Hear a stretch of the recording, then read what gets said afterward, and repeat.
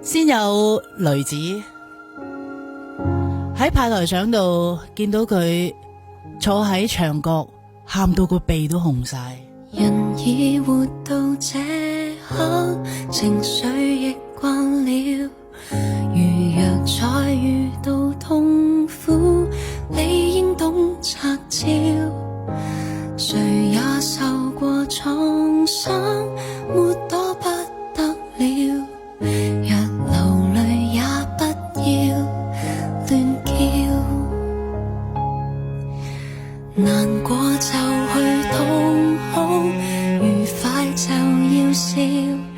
其實這道理我懂，更不應撒嬌。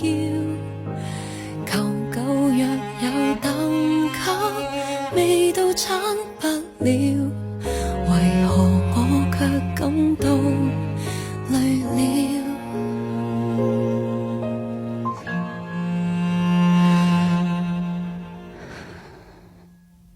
借我力量，救我今晚不需勉強，我太失敗，沒辦法醫好這憂傷。原來放聲求救對比氣痛更難說出口，只怕未必夠這資格去獲救。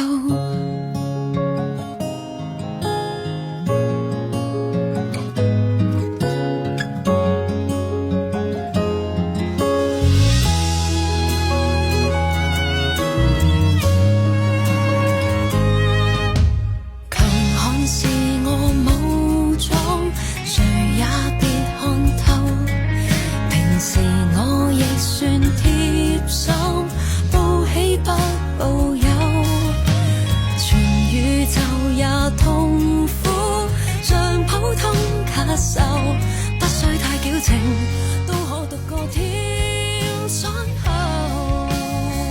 借我力量，救我今晚不需勉強，我太失敗，沒辦法醫好這憂傷。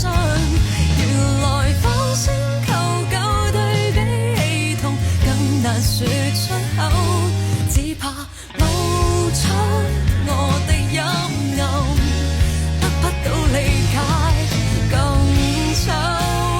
深呼吸，打開通訊的畫面，文字反覆修正對話排演，卻未敢打通變掛線。就是未熟習開口已哽咽，怎麼去辦這恨如上落天？